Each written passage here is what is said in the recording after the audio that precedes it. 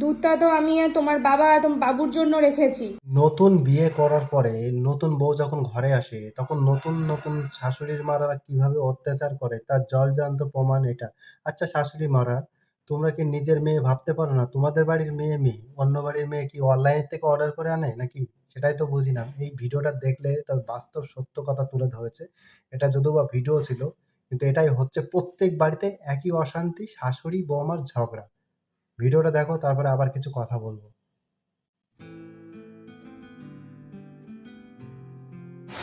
কি করছো বৌমা? মা আমি সন্ধেবেলা করে একটু দুধ চা খাই, তাহলে মাথাটা ভীষণ ধরে যায়, এই জন্য একটু দুধ চা বসাতে যাচ্ছিলাম। দুধটা তো আমি আর তোমার বাবা তোমার বাবুর জন্য রেখেছি। দুধ চা খেতে হবে না, দেখেছো, রেখে দাও। পারলে লিকার চা খাও, না এটাই হলে হচ্ছে খেতে বাস্তব হবে না। কথা।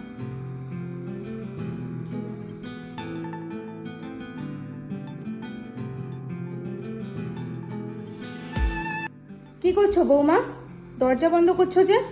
আর মা, আমার একটু টায়ার্ড লাগছিল তো ঘুমোবো, সেই জন্য দরজাটা একটু আটকাচ্ছিলাম। তো কি হয়েছে? এখন ভর দুপুর বেলা দরজা বন্ধ করছো, বাবুও ঘরে নেই। আমাদের বাড়িতে এসব দেখেছো, চলে এটা না। কিন্তু একদম সত্য কথা। দেখেছো, ও ঠিক আছে।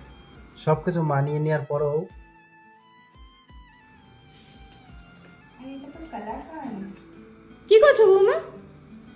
মিষ্টি খাচ্ছিলাম। অতিথিদের জন্য মিষ্টিগুলো আনা হয়েছে। নতুন নতুন বিয়ে হয়েছে, তোমাদেরকে সব অতিথি দেখতে আসবে। আর এঠো করে মিষ্টি খাচ্ছ যে? জানো না এঠো করে মিষ্টি খেতে নেই? অতিথি আসলে কি দেবো তাদেরকে খেতে? রেখে দাও, রেখে দাও মিষ্টিগুলো। সরি, বুঝতে পারিনি আমি। একটু এরপর থেকে বুঝে শুনে কাজটা করো।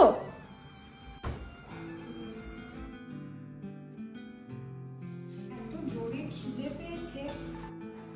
এটাই হয় আর কি। বৌমা তুমি কি খেতে বসবে? হ্যাঁ, একটু খিদে পেয়ে গেছে, খেয়ে নি। আর বেলাও হয়ে গেছে অনেকটা। তোমার বাবা মা কি তোমাকে কিছুই শিখে পাঠায়নি? এটাই কিন্তু বাস্তব কথা। বাড়ির বড়রা এখনো কেউ খাওয়নি, তুমি নতুন বউ হয়ে খেতে বসে পড়ছো আগে আগে। আমি আসলে জানতাম না আপনারা খেয়েছেন কিনা। ঠিক আছে, আমি রেখে দিচ্ছি। এরপর থেকে একটু বুঝে শুনে কাজটা করো। ঠিক আছে। আর এত কিছুর পরও মেয়েদেরকে বদনাম দেওয়া হয় যে তারা কেন নিজের শ্বশুরবাড়িকে নিজের বাড়ি মনে করতে পারে না। আপনার বাড়িকে সে নিজের বাড়ি তখনই মনে করতে পারবে যখন আপনারাও তাদেরকে নিজের পরিবারের অত্যন্ত একজন কাছের সদস্য মেনে নিতে পারবেন। এতগুলো বছর সে অন্য একটা কালচারে বড় হয়েছে, অতএব আপনাদেরকে এটা মেনে নিতে হবে আপনাদের সাথে তার কিছু অমিল হলেও থাকবে। এগুলো ধীরে ধীরে চেঞ্জ হয়ে যায়। প্রত্যেকটা মেয়ের উদ্দেশ্যে একটা কথা বলছি, তোমরা যদি অন্যায় করো তাহলে তোমরা চুপ হয়ে যাবে, যদি অন্যায় না করো তোমরা আওয়াজ উঠে সেটাকে প্রতিবাদ করবে। যত চুপ করে থাকবে তত শাশুড়ি মারা কী হবে, কিছু কিছু শাশুড়ি মারা তত মাথায় উঠে ড্যান্স করতে শুরু করবে। তার জন্য বলছি মেয়েরা তোমরা আওয়াজ উঠাও। আর এই ভিডিওটা দেখার জন্য তোমাদেরকে অনেক অনেক ধন্যবাদ। আর এটা কিন্তু প্রত্যেক বাড়ি হচ্ছে এটা।